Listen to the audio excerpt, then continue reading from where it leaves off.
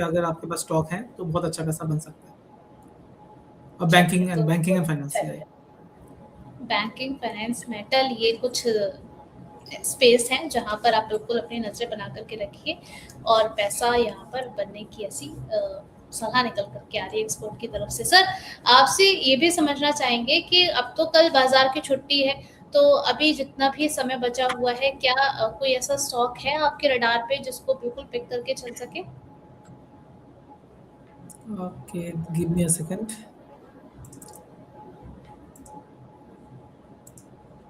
एक स्टॉक अच्छा लग रहा है, लोकेश मशीन, मेरा नाम पे स्टॉक है ये।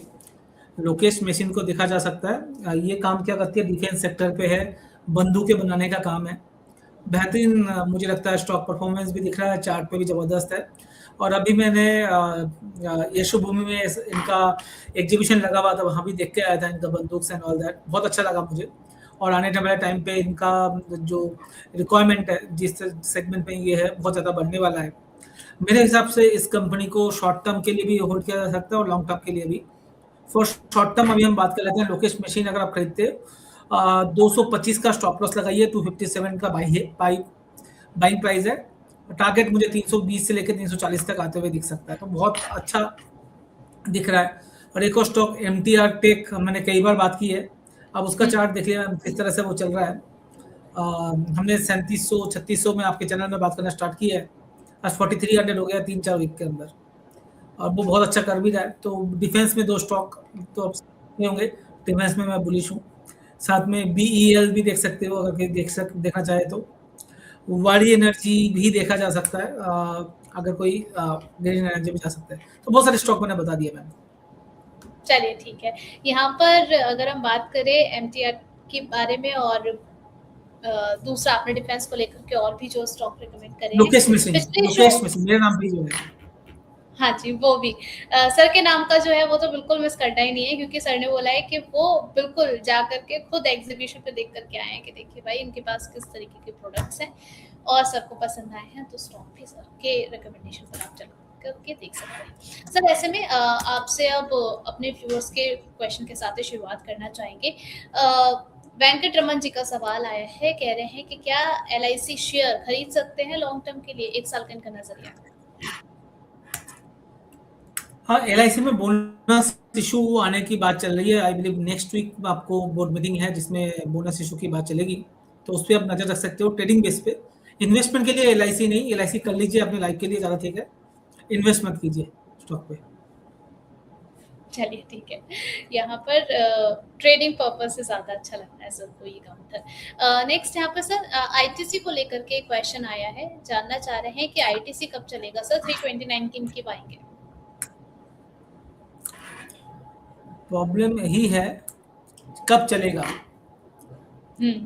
क्यों पता करना है कब चलेगा, जो चल रहा है उसको ले ले, ज़्यादा अच्छा है। जो नहीं चल रहा उसको पता करना छोड़ दें, जो क्यों नहीं चल रहा। कह रहे हैं कि ऑलरेडी मार्केट में खरीद रखा है सर। तो निकलिए ना वहां से, 5-7% का नुकसान है, कहीं और स्टॉक देखिए।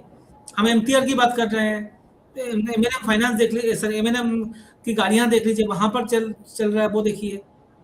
जो नहीं चल रहा उसमें क्यों लेना है। 2 क्वेश्चन हमेशा रिटेल इन्वेस्टर को रखना चाहिए। 2 क्वेश्चन हमें पूछना नहीं है, कब चलेगा नहीं पता मत पूछिए, एंड क्यों चल रहा है वो भी मत पूछिए। चल रहा है मतलब चल रहा है, नहीं चल रहा मतलब नहीं चल रहा है। अब कब चलेगा जब चलेगा तो देखेंगे। लास्ट 10 सालों से नहीं चल रहा। बीच में एक बार स्पाइक हुआ था, 200 का 400 हुआ था, 230-40 का 450-60 हुआ था, वापिस वो भाव आ गया, 300 रुपए, 300, 280 रुपए, वही भाव आ गया। मतलब 10 सालों में जीरो रिटर्न है। आप अगर ध्यान से देखें तो 2-2%, 1-1% का रिटर्न नहीं है। मंथली चार्ट में अगर जाकर कोई देखे तो देखेगा 2015 से लेकर 2026 हो गया मैम, 11 साल में अगर कोई शेयर 30% रिटर्न ना दे, मतलब 1.5-2% का CAGR रिटर्न नहीं है, तो क्या फायदा है। FD में पैसा 2 बार डबल हो जाता, मतलब 1 लाख का 2 लाख, 2 लाख का 4 लाख हो जाता। तो मुझे कब चलने का कोई मतलब नहीं है, अब निकलिए वहां से। ट्रेडिंग कर रहे हैं अलग चीज हो गई, ट्रेडिंग कर रहे हैं तो 2-5 रुपए 10 रुपए के लिए कर रहे हैं, तो वो अलग चीज है, उसके लिए भी आज अच्छा नहीं लग रहा। चलिए, तो ITC किसी भी एंगल से जो है वो ज़्यादा फेवरेबल नहीं लग रहा है, तो आप देख सकते हैं, किसी और काउंटर पे नजर बना करके रख सकते हैं। प्रवीण जी किर्लोस्कर ब्रदर के बारे में जानना चाह रहे हैं। एक लाइन में ऐड जरूर करना चाहूंगा। इसका मतलब ये नहीं जब आईटीसी में आगे फ्यूचर में कभी ना लूँ, जब चलेगा तब हम वापस उसको बाई कर लेंगे, बाई के लिए भी बोलेंगे, आज के लिए नहीं है। मुझे मैम एक अर्जेंट कॉल है, 1 सेकंड दीजिएगा मुझे प्लीज। चलिए ठीक है।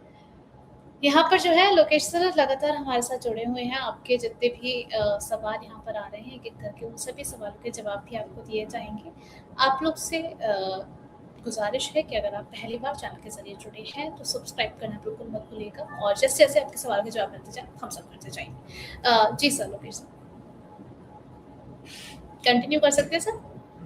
हाँ, please wait. Okay. Sir Kirloskar brother को लेकर के यहाँ पर एक किर्लोस्कर ब्रदर की बात कर रहे हैं आप? जी, किर्लोस्कर ब्रदर को लेकर के क्वेश्चन आया है। इनकी बाइंग प्राइस जो है 1068 की है। जानना चाह रहे हैं कि आगे इसमें सर क्या टारगेट्स हम कंसीडर कर सकते हैं? 1 सेकंड दीजिएगा। मुझे स्टॉक मिल क्यों नहीं रहा?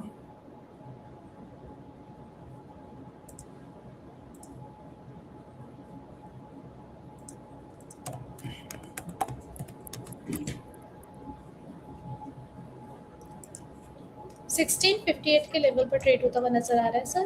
4.41% की अपसाइड आज के दिन में देखने को मिल रही है।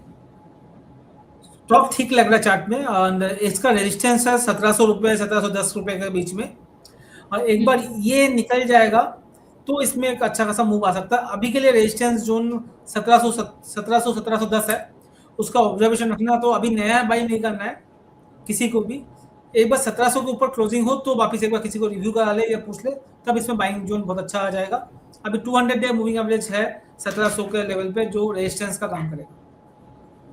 चलिए ठीक है, तो इन लेवल्स का बिल्कुल आपको ध्यान रख करके चलना है। यहाँ से अगर नैया पार हो जाती है तो आगे के लिए अच्छे टारगेट्स बनते हुए नजर आते हैं इस काउंटर में एक्सपोर्ट को हमारे।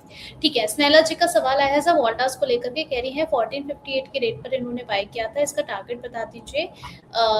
कह रही है कि इसको और यहाँ से एवरेज किया जा सकता है क्या? ये एवरेज वोल्टास किया जा सकता है, बट स्टॉप लॉस जरूर लगाइएगा 1310 का। 1440 1450 तक स्टॉक आ सकता है। चलिए ठीक है सर। जियो फाइनेंस, यहाँ पर आपकी क्या सलाह रहेगी? अभी आने वाले समय में जो है एक आईपीओ भी आना है, तो क्या पोजीशन बनाई जाए यहाँ पर?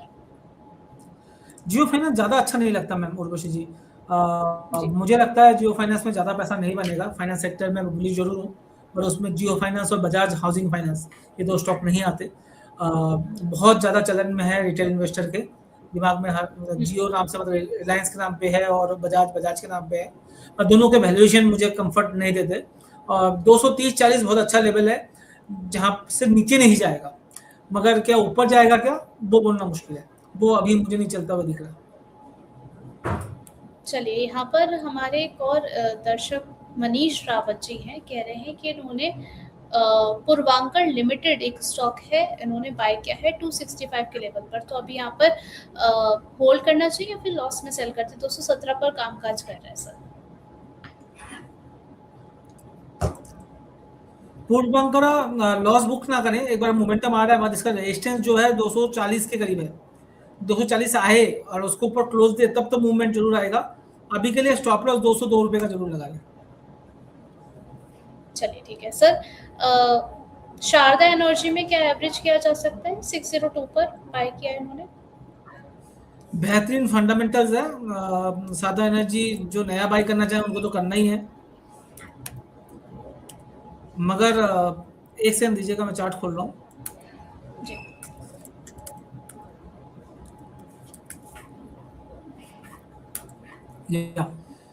इन्होंने 610 में लिया तो ज्यादा टूटा नहीं है। तो एवरेज आउट इस भाव में नहीं होता है। कभी भी जो स्टॉक टूटता है 20-25% नीचे मिले तो ये एवरेज आउट अच्छा स्टॉक हो, और 20% के करीब डाउन हो तो एवरेज आउट करे। 10-20 रुपये ऊपर नीचे में तो कभी भी ऊपर नीचे आ जाएगा, तो उसको एवरेज आउट नहीं करते। जो नया बाई करना चाहे उनके लिए बहुत अच्छा लेवल है जहां पर नया बाई भी किया जा सकता है। ये स्टॉक मुझे काफी अच्छा लग रहा है। अगर कोई 3 से 6 महीने के व्यू पॉइंट रखता है स्टॉक पे तो मुझे लगता है 750 से 800 रुपए तक का मूव आ सकता है। चलिए ठीक है। नेक्स्ट यहाँ पर जो है क्वेश्चन आया है सर विनती ऑर्गेनिक को लेकर के, क्या यहाँ पर बाय किया जा सकता है क्या?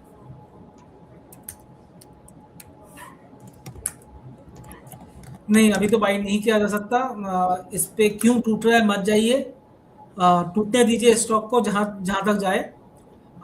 सस्ते के वैल्यूएशन में सोचें, ले लें, फंसने का चांस पूरा होगा। मैम अगर आप चाहो तो वीकली चार्ट में देखिए किस तरह से टूट रहा है।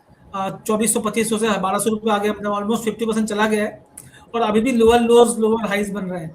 तो जब तक ये खत्म ना हो लोअर लोज बनना, तब तक इसको हिम्मत ना दिखाएं खरीदने के लिए।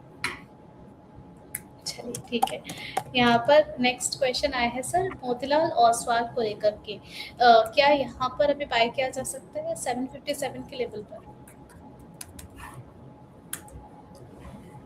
मोतीलाल संगीता ओसवाल कुमार। बाई करना चाहें तो ट्रेडिंग बेट पे किया जा सकता है, ट्रेडिंग के हिसाब से, बट इन्वेस्टमेंट के हिसाब से नहीं। और ट्रेडिंग करना है तो 730 के करीब खरीदे, 690 का स्टॉप लॉस होगा, और वापिस 780 से 800 का टारगेट हो सकता है। पर अभी इन्वेस्टमेंट के हिसाब से इस पर सही नहीं बैठेगा, इन्वेस्टमेंट 800 के ऊपर ही आएगा, उसके पहले नहीं, क्योंकि 200 मूविंग एवरेज उसके नीचे है। चलिए ठीक है। यहाँ पर